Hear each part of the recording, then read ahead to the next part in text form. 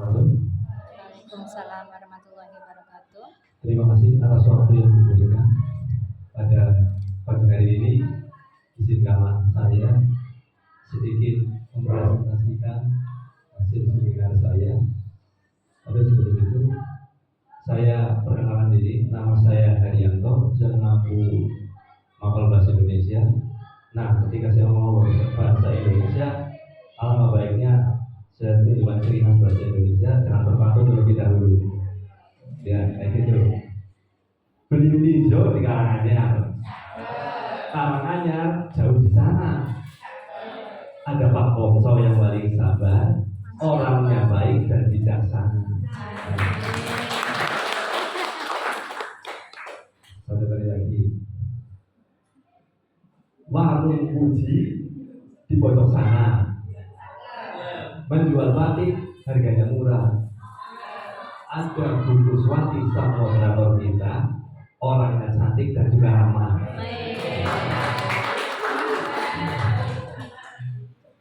Oke, sudah cukup dua ya. Satu lagi saya bingung. Jadi ini hasil seminar nilai dan etika P3K, laporan orientasi pengenalan nilai dan etika instansi bagi pegawai pemerintah dengan perjanjian kerja. Maksud dan tujuan. Maksud pelaksanaan orientasi yang pertama adalah pengenalan tugas dan fungsi ASN. Yang pertama ada melaksanakan kebijakan publik yang dibuat oleh pegawai kementerian, kemudian melaksanakan pelayanan publik, dan yang ketiga mempererat persatuan negara Republik Indonesia. Dan pengenalan nilai dan etika instansi bagi P3K itu banyak, ada manajemen, ada SPTK, kemudian ada disiplin P3K, ada kinerja P3K. Tujuan pelaksanaan orientasi: 1. Peserta mampu memahami program orientasi dan mengenal nilai dan etika instansi bagi P3K. 2. Peserta mampu mengimplementasikan hasil orientasi. Rencana hasil kerja atau RHK. Rencana hasil kerja merupakan sebuah dokumen yang berisi perencanaan tujuan dan target yang diharapkan dicapai oleh seorang atau suatu unit kerja dalam periode waktu tertentu, biasanya 1 tahun. Dalam konteks P3K, RHK mencakup rencana kegiatan, indikator kinerja, serta hasil yang diharapkan dari pelaksanaan tugas dan tanggung jawab yang diberikan kepada pegawai tersebut. Isi RHK meliputi: 1. Rencana kegiatan. Yang kedua, indikator kinerja. Yang ketiga, target. Yang keempat, output. Yang kelima adalah nilai-nilai besar. Fungsi RHK yaitu sebagai alat perencanaan dan evaluasi yang memastikan bahwa pegawai menjalankan tugas sesuai dengan tujuan organisasi dan berkontribusi pada pencapaian visi dan misi. Nah, di sini rencana hasil kerja saya yang intervensi dari kepala sekolah. Yang pertama adalah terlaksananya kegiatan kontribusi dalam penyusunan dokumen kurikulum operasional satuan pendidikan. Output kegiatannya tersusunnya dokumen modul ajar berdasarkan dokumen KOSP. Penerapan nilai-nilai berakhlak. Konsultasi sebagai dedikasi kepada pimpinan loyal. Yang kedua, kerjasama dan bersinergi yang lebih baik, kolaboratif. Kemudian yang kedua adalah pelaksanaan pembelajaran perencanaan perangkat penilaian asesmen yang mengacu pada kurikulum operasional. Dan yang ketiga, meningkatkan kompetensi melalui peran sebagai peserta kegiatan pelatihan atau bimbingan teknis yang memperoleh sertifikat. Dan yang terakhir, meningkatnya praktek aktivasi kognitif yang berfokus pada aktivasi interaktif. Di sini saya membuat nilai-nilai berakhlaknya adalah saya membuat jadwal penilaian kinerja PMM. Saya melaksanakan penilaian kinerja PMM. Seperti itu. Sekian dan terima kasih. Kepada Pak Dono untuk menanggapi presentasi dari Pak Haryanto.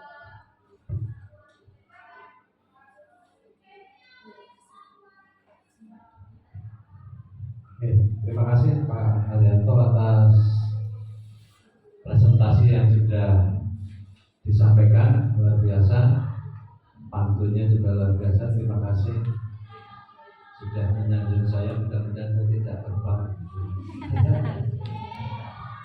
Ya, ada satu pertanyaan saja dari saya kaitannya dengan RHK yang ketiga, yaitu meningkatnya kompetensi melalui peran serta sebagai peserta kegiatan pelatihan atau bimbingan. Ini di sini ada kegiatan dan tahapan, yaitu menyusun jadwal rencana kegiatan pelatihan teknis, dan yang kedua melaksanakan kegiatan, dan untuk output kegiatannya itu materi atau modul hasil kegiatan, dan yang kedua sertifikat pelatihan. Pertanyaan saya, sejauh mana Pak Haryanto itu mengikuti kegiatan baik pelatihan teknis, seminar atau yang lain-lain, ya. Dan efek bagusnya seperti apa? Karena saya pernah mencoba menjauh ikut seminar online, saya mencoba begitu ya, ikut seminar online di mana? Di PSDMD gitu ya. Saya ikut, saya daftar, saya presentasi, saya tinggal pergi begitu ya. Ternyata kok keluar juga sertifikatnya begitu. Mungkin ibu bapak semua pernah mencoba juga gitu ya. Ya, artinya dalam implementasinya apakah kita hanya sekedar mengejar sertifikat dan sebagainya yang untuk sebagai bukti-bukti pendukung bahwa kita ikut melakukan kegiatan pelatihan teknis atau seminar dan sebagainya, sehingga ini menjadi pertanyaan buat Pak Haryanto khususnya, kalau pribadi Pak Haryanto seperti apa ya kaitannya dengan kegiatan ini. Terima kasih. Terima kasih pertanyaan sangat bagus. Jadi ini dia, ketika saya mengikuti diklat itu saya selektif dalam memilih diklatnya dulu. Jadi yang menyesuaikan salah satunya dengan novel saya. Ketika saya mengikuti diklat, ketika ada pembelajaran penulisan cerita pendek atau cerita mini untuk diajarkan pada siswa, pasti saya ikut di situ. Dan untuk memperoleh sertifikatnya itu ketika kita sudah mengirimkan karya, Pak. Jadi kalau tidak mengirimkan karya itu tidak muncul sertifikatnya. Dan di situ biasanya ada untuk 10 penulis terbaik mendapat bonus, Pak. Jadi itu ada motivasi tersendiri gitu. Ada bonusnya. Ada bonus, Pak. Itu ada motivasi tersendiri. Kemudian saya juga mengikuti salah satu komunitas di Purwokerto, komunitas penyakit gitu, Pak, yang pimpinannya di mana itu dari dosen di Amikom itu. Kemudian ada dari IAIN, saya juga mengikuti itu komunitas belajar gitu. Dan di situ fokus untuk penulisan puisi. Dan ini kemarin di program sekolah PK juga untuk pembuatan karya saya dipesani untuk membuat buku puisi oleh Bu Meana, rekan guru bahasa Indonesia. Dan saya sudah mengumpulkan puisi berjumlah 40 dalam waktu 1 minggu. Bismillah, Pak. Gitu. Jadi saya terapkan pembelajaran saya seperti itu.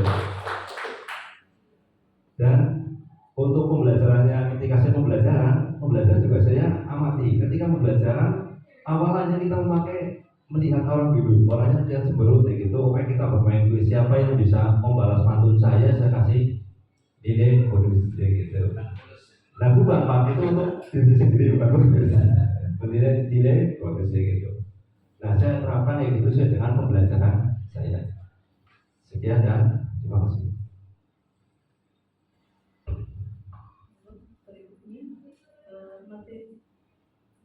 Silakan Pak Sarif. Komentar mengenai hasil RHK yang kebetulan ada di meja saya. Ini Pak Haryanto kebetulan guru bahasa Indonesia ya. Ini untuk pemaparannya sudah cukup bagus dan jelas dalam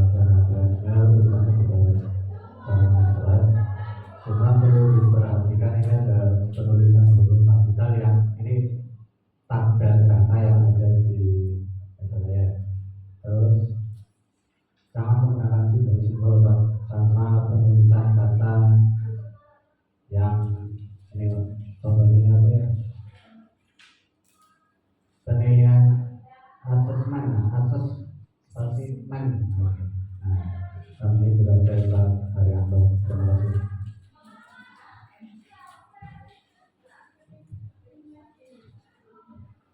Terima kasih Mas Arif atas masukannya. Itu mungkin karena saya ngantuk Mas, lebur satu malam dan kopinya sudah habis, jadi seperti itu. Oke, monggo kalau ada yang lain.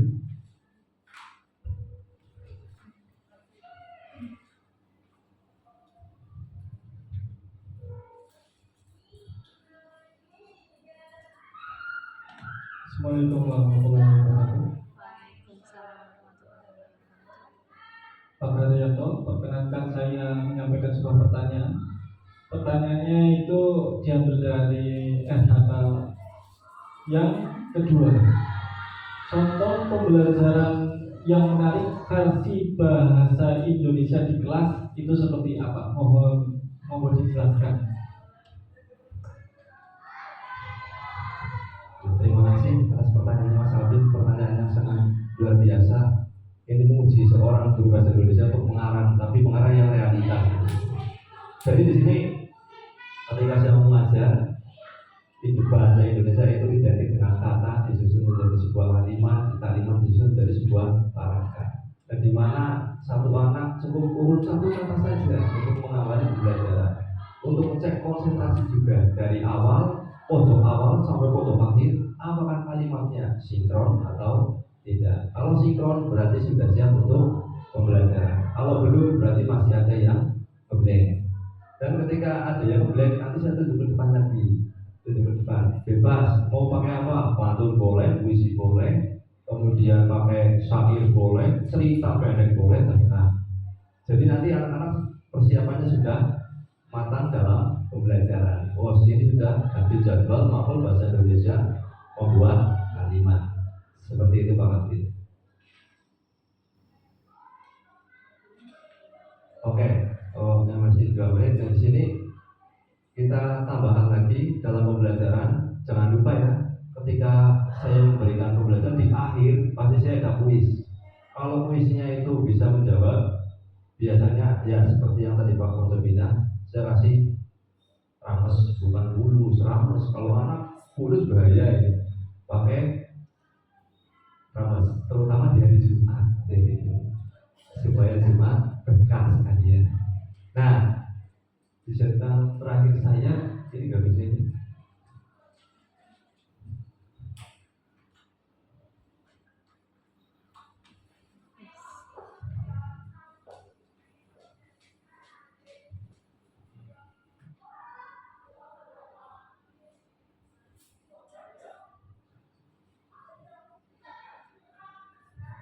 Untuk pembelajaran yang efektif itu begitu menurut saya. Dan di slide yang terakhir saja, yang terakhir ada. Nah ini slide yang terakhir saya ini. Slide yang terakhir. Bapak Kadir jadi petani, punya lahan ditanami jati. Presentasi berakhir sampai di sini. Semoga dapat manfaat dan semuanya lancar rezeki. Amin. Sekian dari saya. Itulah presentasi yang dapat saya